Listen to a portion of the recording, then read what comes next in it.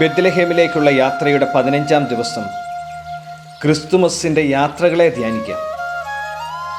മംഗളവാർത്ത വേളയിൽ ഗബ്രിയേൽ ദൂതൻ മറിയത്തിന് പ്രത്യക്ഷപ്പെട്ടപ്പോൾ അവൻ അവളോട് പറഞ്ഞ ഒരു കാര്യം ഇതാണ്: ഇതാ, നിന്റെ ബന്ധുവായ എലിസബത്തും വാർദ്ധക്യത്തിൽ ഒരു പുത്രനെ ഗർഭം ധരിച്ചിരിക്കുന്നു.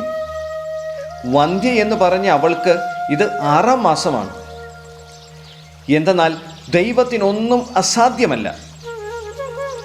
എലിസബത്തിനെ കുറിച്ചുള്ള ഈ അപ്രതീക്ഷിത സുവാർത്തയോട് മേരി എങ്ങനെ പ്രതികരിച്ചു? ഇതറിഞ്ഞപ്പോൾ അവൾ എന്തു ചെയ്തു? എന്തിന്? അവൾക്ക് ചെയ്യാൻ കഴിയുന്ന ഏറ്റവും സ്നേഹപൂർവമായ കാര്യം അവൾ ചെയ്തു. അവൾ അവളുടെ ബന്ധുവിനെ കാണാൻ പോയി. അവൾ അവളോടൊപ്പം 3 മാസം താമസിച്ചു. മറ്റൊരു രീതിയിൽ പറഞ്ഞാൽ, യോഹന്നാൻ സ്നാപകൻ ജനിക്കുന്ന സമയം വരെ. ഓർക്കുക, എലിസബത്ത് ഒരു വൃദ്ധയായിരുന്നു. സാധാരണ പ്രസവിക്കുന്ന വർഷങ്ങൾ കഴിഞ്ഞിരുന്നു. മേരിക്ക് അത് നല്ലവണ്ണം അറിയാമായിരുന്നു. അവളും പ്രായപൂർത്തിയായതിനാൽ അവളുടെ ബന്ധുവിന് ചില പ്രത്യേക സഹായം ആവശ്യമായി വരുമെന്ന് അവൾക്കറിയാമായിരുന്നു. പ്രത്യേകിച്ച് അവളുടെ ഗർഭത്തിൻ്റെ അവസാന 3 മാസത്തിൽ.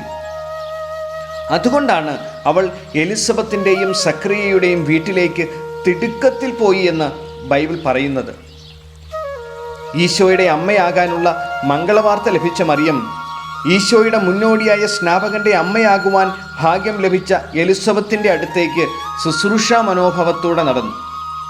ഒരു സുന്ദരമായ യാത്ര. ഈ യാത്രയിൽ മറിയത്തിന് മറ്റാരുമല്ല, തൻ്റെ ഉദരത്തിൽ ജന്മമെടുത്ത ലോകരക്ഷകനായ ഈശോ തന്നെ.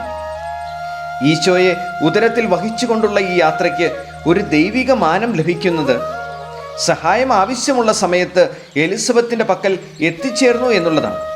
ഇതാണ് യഥാർത്ഥ ആത്മീയത, ഒരു അപരകേന്ദ്രീകൃതമായ ആത്മീയത. മറിയം ആ യാത്രയിൽ തന്നെ യാഗം ആരംഭിക്കുന്നു. അവൾ താമസിച്ചിരുന്ന നസ്രത്തിൽ നിന്ന് എലിസബത്ത് താമസിച്ചിരുന്ന ഐൻ കരീമിലേക്കുള്ള ദൂരം ഏകദേശം 80 മൈലുകൾക്ക് മുകളിലാണ്. നസ്രത്തിലെ വലിയ കുന്നുകളും താഴ്വരകളും സമരിയ കുന്നുകളും യൂദയ കുന്നുകളുമൊക്കെ കടന്നു വേണമായിരുന്നു അവൾക്ക് ഐൻ കരീമിൽ എത്തിച്ചേരാൻ.